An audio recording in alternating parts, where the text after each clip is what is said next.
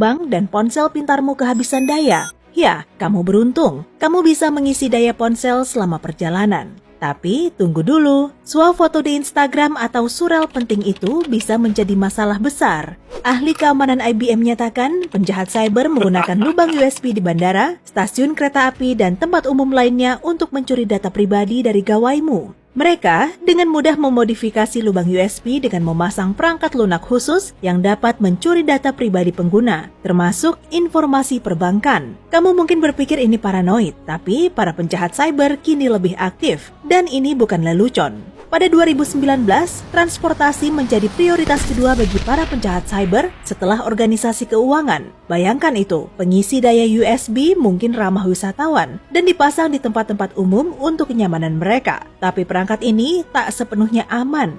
Caleb Barlow, Wakil Presiden Inteligensi Ancaman X-Force di keamanan IBM mengatakan bahwa para pelancong sangat rentan terhadap tindak kejahatan cyber.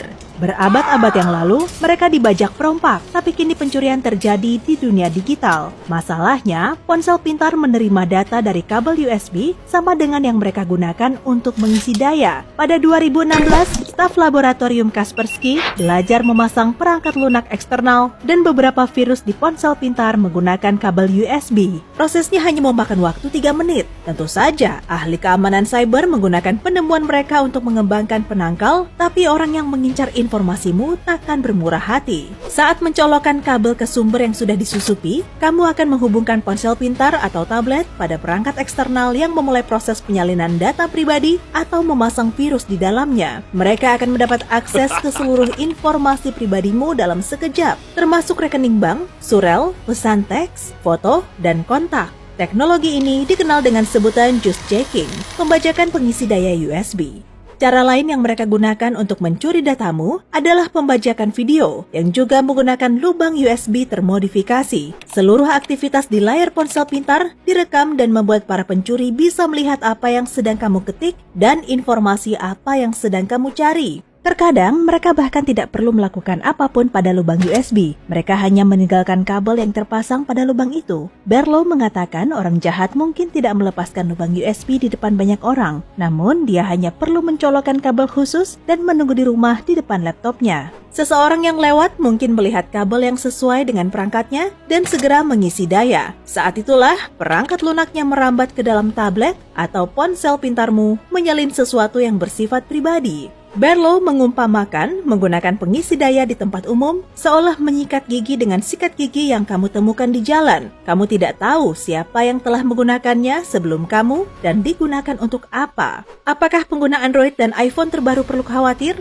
Orang-orang cerdas sedang bekerja meningkatkan keamanan ponsel-ponsel tersebut tentu saja. Setelah produsen ponsel pintar menyadari tentang juice jacking, mereka menambah tingkat keamanan perangkat mereka. Kini, iOS dan Android meminta persetujuanmu sebelum tersambung dengan perangkat eksternal. Namun, jika kamu cenderung menyetujui segala sesuatu di ponselmu tanpa memperhatikannya, itu tidak banyak membantu. Ada pula risiko lainnya. Jika sistem operasi Android milikmu sudah tua, atau mode pengawal kutuan USB dalam keadaan mati, virus dapat masuk dengan mudah. Ada sebuah fungsi di perangkat Apple terbaru yang disebut mode USB terbatas. Ini merupakan inovasi mekanisme pertahanan yang mencegah pertukaran data selama pengisian daya melalui lubang USB.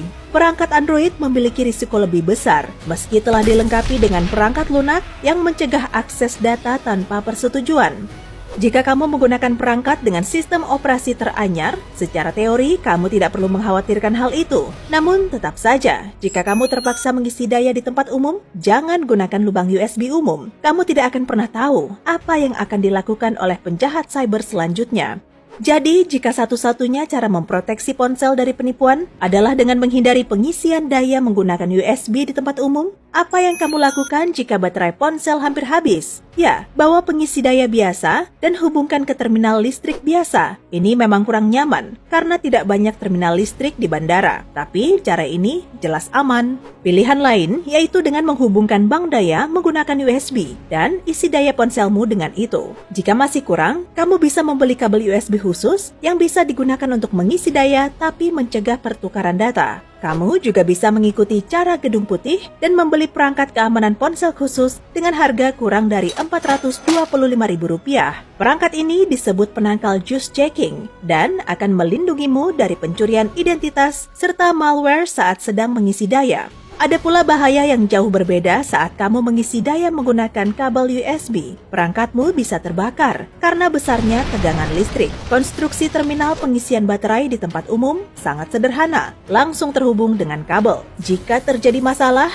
dan itu terhubung dengan ponselmu, ponsel bisa rusak. Dan juga terlepas dari risikonya yang besar, orang yang seharusnya paham cenderung lengah. Pada konferensi RSA di San Francisco mengenai keamanan cyber, salah satu perusahaan menempatkan stasiun pengisian daya di stand mereka dan menawarkan kabel bagi para peserta. Mereka melakukan hal itu untuk melihat berapa banyak orang yang akan menggunakan pengisian daya umum.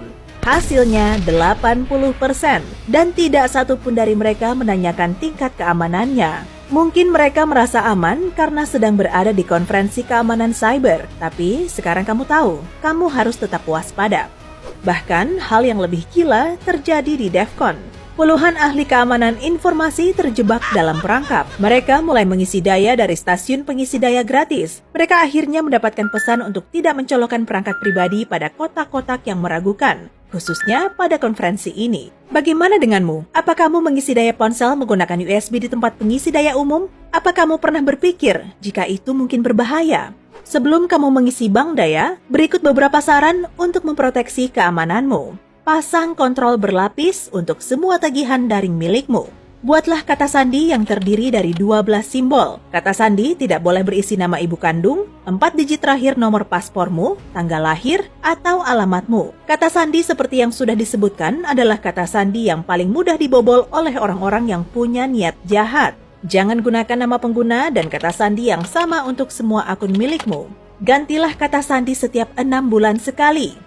Dan jangan bagikan detail perjalananmu di media sosial. Ingatlah, dengan melakukan hal itu, kamu mempermudah pencuri melacak rute perjalananmu dan merampok rumahmu saat kamu sedang dalam perjalanan bisnis atau berlibur. Itu seolah kamu membiarkan rumahmu tidak terkunci dan mereka bisa masuk. Tiap kali kamu duduk di bandara dan merasa ingin berbagi dengan teman-temanmu bahwa kamu sedang pergi ke suatu tempat, pikirkan 2 kali. Foto apa yang akan kamu perlihatkan dan apakah foto itu bisa membahayakanmu? Jangan pernah menunjukkan pas naik di media sosial. Dilihat sekilas, sepertinya informasi yang bisa kamu dapatkan dari pas naik hanya nama penumpang dan nomor pemesanan. Namun, seseorang akan bisa mengakses informasi pribadi pada situs maskapai, tempat data paspor, surel, dan nomor program loyalitasmu tersimpan. Dengan informasi ini, mereka dapat membatalkan tiket pulang milikmu dan liburanmu menjadi berantakan. Data pribadimu juga bisa digunakan untuk membuat permintaan kredit palsu.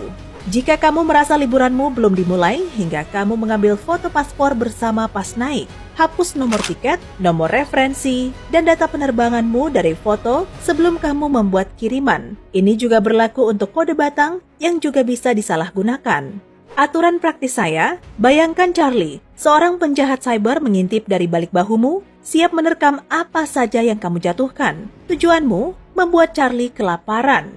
Hey, jika kamu belajar hal baru hari ini, klik tombol suka dan bagikan video ini kepada teman. Berikut beberapa video menarik lain yang pasti kamu suka. Klik saja video di kiri atau kanan layar